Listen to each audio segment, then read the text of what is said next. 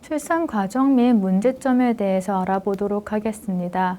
먼저 분만 과정을 살펴보면요. 대부분의 태아는 수정 후에 266일 만에 태어납니다. 그렇지만 수정이 된 날짜를 우리가 정확하게 알 수가 없기 때문에 마지막 월경 주기의 첫날부터 우리가 그 월경 주기 사이에 14일 후에 보통 배란이 된다라고 계산을 하기 때문에 이 첫날에 266일에 14일을 더해서 280일이 되는 날을 분만 예정일로 간주를 합니다.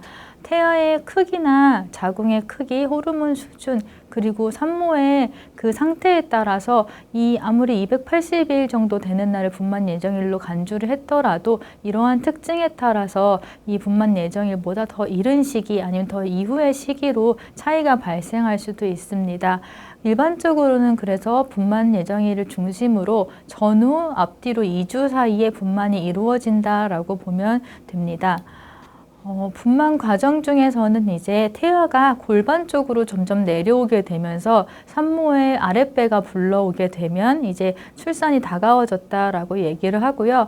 실제로 진통이랑 허리의 요통을 느끼게 되면 분만일이 더 가까워졌다라고 보고 있습니다.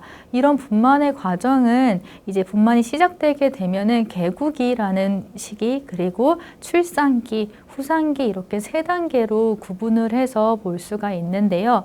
먼저 제일 첫 번째 시기인 개구기를 보면요. 자궁의 경부, 즉 자궁의 입구가 태아의 머리가 통과할 수 있는 정도까지 약 10에서 12cm 정도까지 열리는 기간이라고 볼 수가 있습니다. 그렇기 때문에 이 시기에는 이제 진통이 계속되는 시기인데요. 자궁이 수축하게 되면서 처음에는 한 25초에서 30초 동안 약간의 진통이 시작되고요. 이 간격은 처음에는 간격이 되게 넓다가 한 15에서 20분 정도 간격으로 좁혀지다가 이후에는 점차 2에서 5분 간격으로 짧아지면서 진통의 세기도 훨씬 더 강하게 나타나게 됩니다. 소요 시간은 초산부는 8시간에서 14시간 정도 진통을 한다라고 보고 있고요. 경산부, 즉 이전에 한번 출산을 한 경험이 있는 산모 같은 경우는 이 개구기의 시기가 짧아서 3시간에서 8시간 정도입니다. 하지만 초산부더라도 자궁 경부가 더 빨리 열리거나 쉽게 열리는 사람들이 있기 때문에 이거는 일반적인 시간이고 개인에 따라 조금 차이가 있을 수가 있습니다.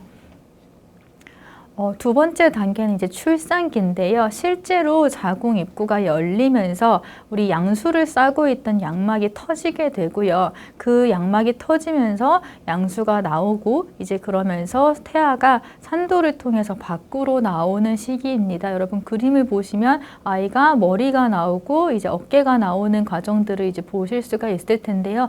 이렇게 머리부터 아이의 어깨 그리고 몸이 다 빠져나오는 시기는 시간상으로는 일반적으로 한 30분 정도이지만 경우에 따라서는 1시간 이상 걸리는 경우들도 있습니다. 그런데 이러한 분만 과정에서 출산기 과정에서 태아는 태반으로부터 분리가 되면서 일시적으로 산소 공급을 받지 못하는 상태가 오게 되는데요. 그렇기 때문에 이런 분만 과정이 길어지게 되면 아이 뇌로 산소가 가지 못하게 돼서 뇌 손상을 입게 되기도 합니다.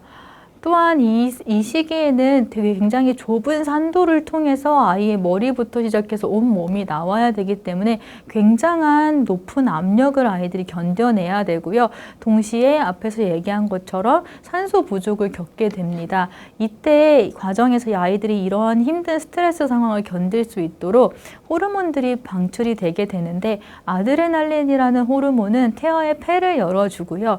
기관지를 건조시키는 기능을 합니다. 양수 속에 있을 때는 계속 양수에 쌓여 있기 때문에 기관지가 젖어 있는데요. 실제로는 이제 나와서는 폐로 호흡을 해야 되기 때문에 기관지가 말라야 되는데 이 아드레날린이라는 것이 호흡을 쉽게 할 수 있도록 이런 기능을 도와준다라고 볼 수가 있습니다.